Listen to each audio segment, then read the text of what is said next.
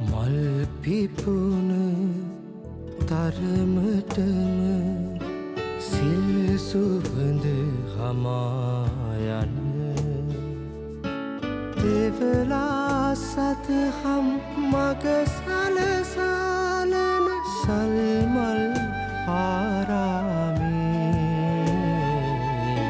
සල්මල් ආරාමේ සල්මල් ආරාමේ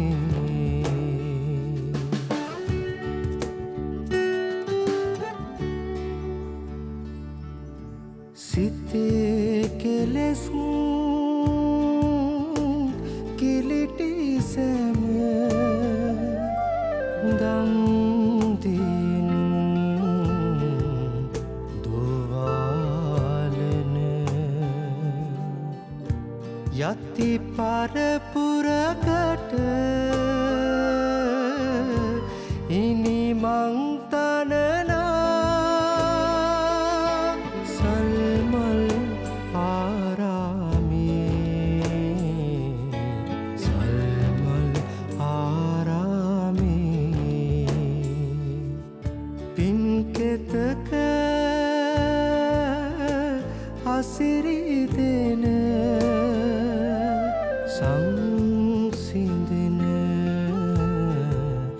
මගක යන කසාවතින් දස අත පොබ කරන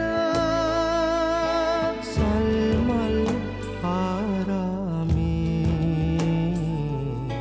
සල්මල් ආරාමේ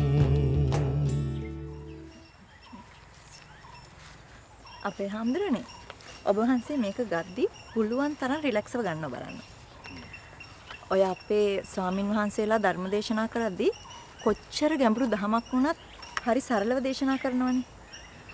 අන්න ඒ වගේ ඔබ වහන්සේට පුළුවන් නම් ඉංග්‍රීසි බණක් වුණත් සරලව දේශනා කරන්න ඒක ගොඩක් වටිනවා. හොඳයි.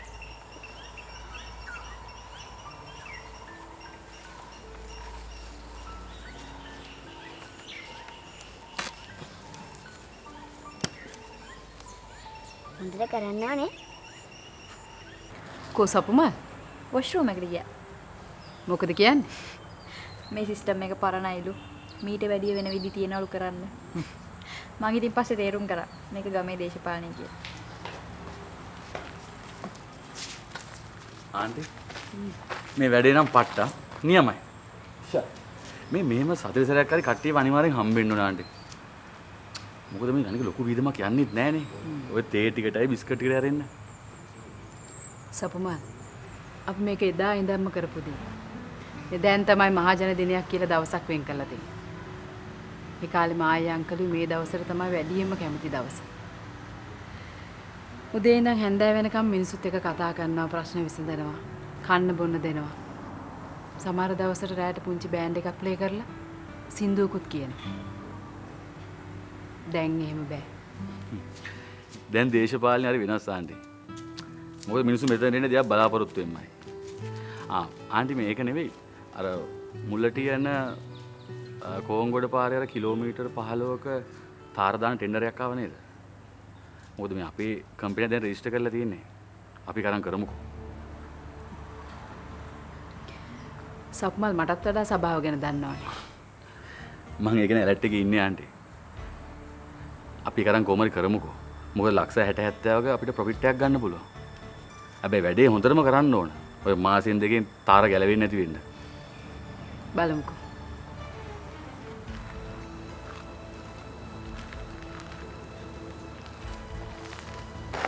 අනු ඔයා මට මේ කොහමද රන් දෙන්න අනු මට නෙවෙයි අපිට අපේ වෙඩින් එක ග්‍රෑන්ඩ් විදිහට ගන්න පුළුවන් එතකොට. අනිත් එක ඔයාත් ආසයිනේ එදාට ලස්සන මනාලියක් වගේ ඉන්න. අපේ වෙඩින් එකයි මේකයි කොහොමද සම්බන්ධ වෙන්නේ? ඒ දෙක දෙකක්. ඒකයි මේකයි නෙවෙයි අනු.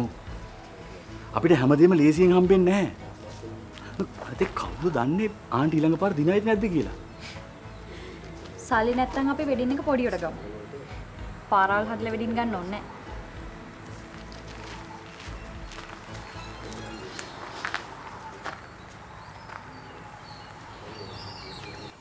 පටන් ගන්න හමුදුරනේ. Dear friends, in the loss of everything, there is eternal happiness. Sabban Pahaya Gamaniya is on the way. The unchanging message taught in Buddhist philosophy is a light to the lives of all. Buddha අපේ හැමදෙරනේ මේ අපි ආයෙත් එතෙන්දන් ගමු. හැබැයි තව චුට්ටක් ඊට වඩා රිලැක්ස් වෙන්න පුළුවන් නම් වඩා හොඳයි. Hondai. හමුදුරනේ. අපි පටන් ගමු. Dear friends, in the loss of everything, there is eternal happiness. Sabban Pahaya Gamaniya is on the way. The unchanging message taught in Buddhist philosophy is a light to the lives of all. Buddha are able to enjoy the sensuality. While Buddhism doesn't prohibit the worship of the five organs of the eye, the nose, the tongue, the body, it does contain deep thought about the consequences of such worship. How hard is it for people to maintain a living? How many places do you join? How often do you call it? How much for the painful is the same thing at the moment?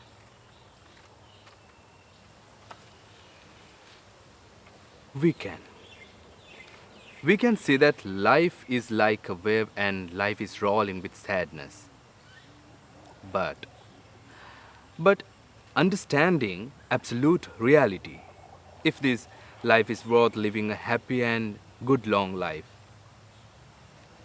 that is the Sabban Pahaya Gamaniya, is only way. It is absolutely true that everything the Buddha preached must be abandoned. Think a moment. Where are your friends who were with you years ago? Have they not finished the journey? But have the wealth, the status, the positions of each other gone with them? Nothing loud or loved has gone with them. It doesn't even with you go.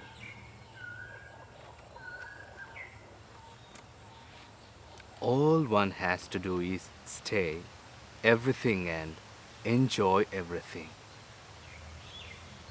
It's all about leaving the mind. When something is left in the mind, we do not misbehave with anything. You can build mind that converts everything to water. The solution is to live in the present without fearing the past, fearing the future. It is the beginning of eternal happiness through loss. May the Triple Gem bless you. සල්මල් ආරාමේ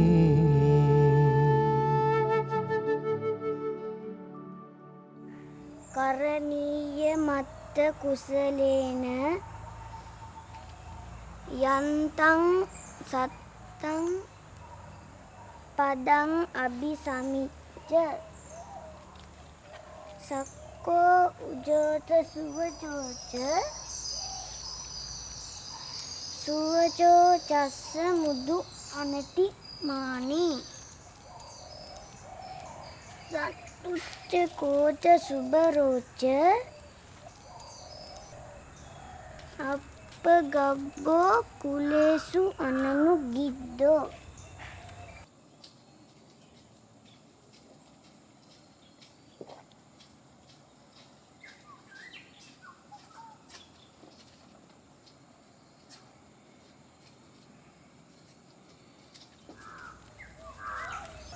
නච බුද්ධං සමාච යේ කිංකි යේන විඤ්ඤෝ පරේ උපවදෙය්‍යෝ ඇයි පොඩි සාදු මොනවාද ඔය ඔච්චර අමාරුවෙන් පාඩම් කර කර හිටියේ? මම මේ කරණීය මත සූත්‍රය පාඩම් කර කර හිටියේ. ඔබ වහන්සේ මෙච්චර පොඩි වයසට මොකටද ඔච්චර පරසාර දේවල් පාඩම් කරන්නේ? මට එක කඩපාඩමින් කියන්න ආසයි. ඉතින් ඔබ වහන්සේට ඕවා තේරෙනවද? මං පුළුවන් විදිහට තේරුම් ගන්න උත්සාහ කරනවා. ආනන්ද හාමුදුරුවෝ බැරි දේවල් කියලා දෙනවා. ඒක නෙමෙයි. මං ඔය අක්කව මීට කලින් දැකලා නෑනේ. ඔයා මේ ගමේ නෙමෙයි නේද? අනික ආගේ තොරතුරු කතා කරන්නේ නෙමෙයි. පන්සලට ආවනම් ඒ කාරණාව කරා නම් හොඳයි කියලා තමයි අපේ ආනන්ද හාමුදුරුවෝ මුදලාලි උපාසිකාවට කියන්නේ. කෝ ඉතින් ආනන්ද හාමුදුරුවෝ වැඩ ඉන්නවද? ආනන්ද හාමුදුරුවෝ පුස්තකාලේ පැත්තේ හිටියා. ආනන්ද හාමුදුරුවෝ හම්බෙන්න දාවේ. ඔව්. මං ආනන්ද හාමුදුරුවන්ගේ නංගිනේ. ආනන්ද හාමුදුරුවෝගේ නංගි? ඔව්. අර විශ්වවිද්‍යාලේ ඉන්නේ? පොඩ්ඩක් ඉන්න.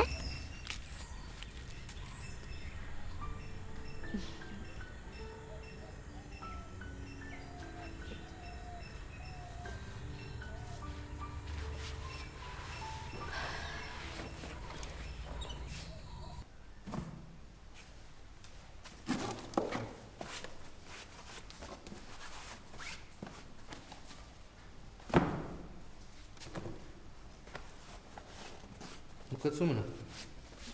හරි පුළුවන් නම් කියන්න. මං කොහොමද කියන්නේ? මං තාම අනුන්ගේ හිත් කියවන්න පුළුවන් විදිහට මගේ හිත දියුණු කරගෙන නැහැ. හරි. හිත කියන්න ඕනේ නැහැ. නිකන් හිතලා කියන්න බලන්න මම මොනවද කියන්නේ එන්නේ කියලා. අනේ අගේ කරන්න තු කියන්නකෝ සුමන. නෑ නෑ. අගේ කරන්න ඕනේ.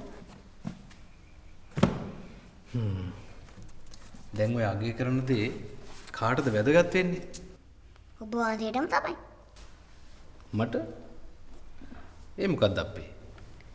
මොකක්ද අපේ නෙමෙයි. කවුද අපේ කියලා අහන්නේ. අගේ කරන්න තු කියන්නකෝ මට මේ පොත් රාක්කයස් කරලා දාන්නත් තියෙනවා. ආනන්ද හාමුදුරන්ගේ නංගි. ඔබ වහන්සේ බලන්න ඇවි. නංගි? වෙන්න බෑ. වෙන්න බෑ නෙමෙයි. ඔය වෙලා තියෙන්නේ. වඩින්නකෝ වඩින්නකෝ.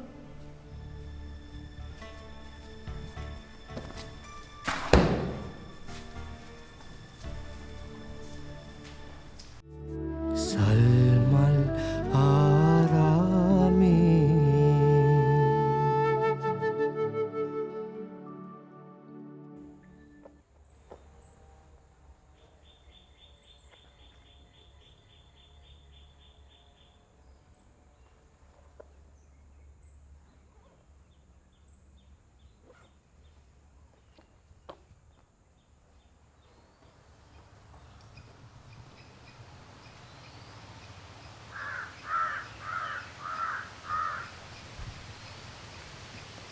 සුවපත්.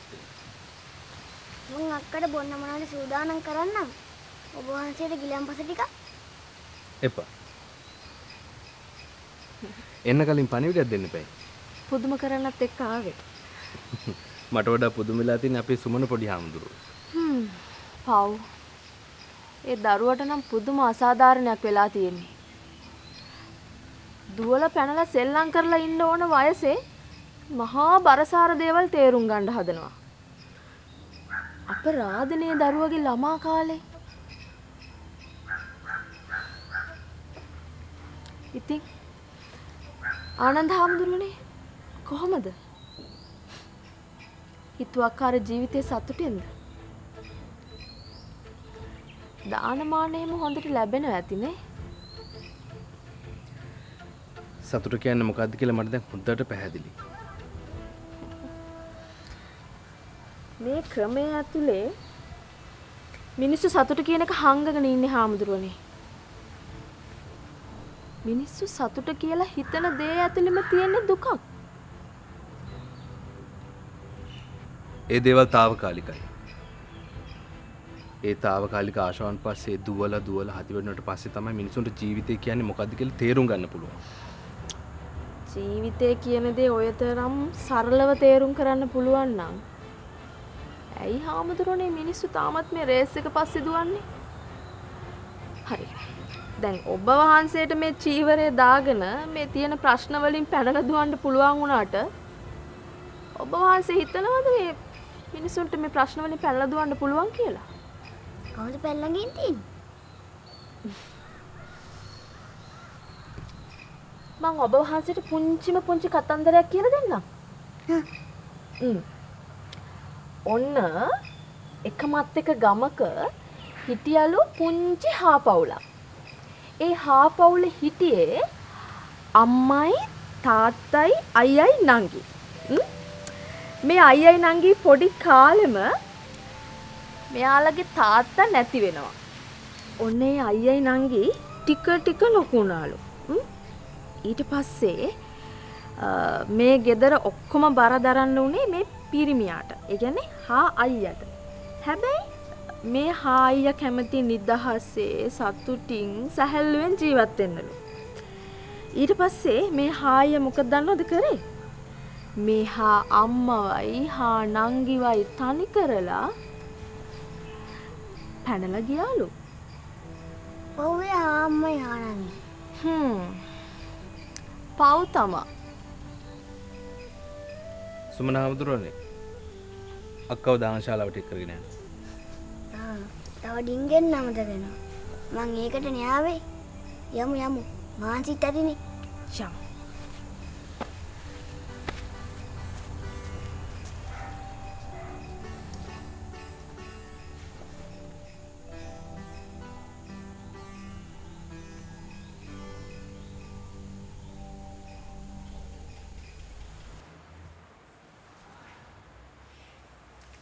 මැනික අරක බැලුවද?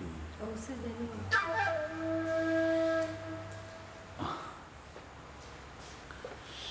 අනු අම්මා එන පරක් වෙනවද කිව්වද? නෑ. හැබැයි වැඩ ටිකක් තියෙනවා කිව්වා. ඒ ටිකත් ඉවර කරගෙන මෙන්න. අම්මා මේ දවස්වල මැෂිමක් වගේ. හරියට නිදාගන්නවත් නෑ. එයා මේ ටිකේ මාර බිසි නේද? මට නම් හිතාගන්න බෑ අම්මා කොහොමද මෙච්චර දේවල් ඔළුවේ තියාගෙන ඉන්නේ කියලා. අම්මා හරි හයිය ගෑණියක්. ඒක ඇත්ත. අප්පච්චි ඉන්නකොට අප්පච්චි මේ දේවල් පාලනය කරපු විදිහක් තිබ්බා. එයා ඒ දේවල් වලින් අම්මට බරක් තිබ්බේ නෑ. අපි යනකොට කිසිම දෙයක් ගෙනියන්නේ නැහැ කිව්වට අප්පච්චි ගියේ හැමදේම අරගෙන. මොන වුණත් අම්මා කොහොම හරි හැමදේම මැනේජ් කරගත්තා. ඒක නෙමෙයි සපුමල්. ඔයා මොනවද කියන්න තියනවා කිව්වේ? ඒක මං හිතුවේ අම්මා ආවන් පස්සේ කියන්න කියලා. මොකද ඒක ඔයාට වඩා වැදගත් වෙන්නේ අම්මට. ඉන්න මං අම්මට කෝල් එකක් දාලා බලන්න. එපා. අම්මා වැඩ ගිටියොත් එම ඩිස්ටර්බ් වෙනවනේ. මේ අරක ආන්ටි පුතා එනවා කියලා මට කිව්වේ නෑනේ. ආන්ටි මේ දවස් ටිකේ බිසි නිසා මං ආන්ටි කරදර කරේ නෑ. ඒ වුණාට එන්න කලින් කියලා එනව නම් තමා හොඳ. මොකද මාත් ගෙදර නෑනේ නිතරම. මැරි කරනවා කියලා කිව්වට විතරක් මදිනේ. අනික මේක ගමක්. මිනිස්සු මූණට කතා කිව්වේ නැතුණාට නැති තැන කතා හදන්න ඉඩ තියෙනවා.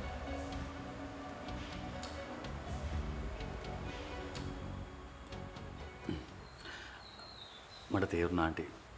I'm sorry. අම්මා දැන් යන්නේ නැහනේ.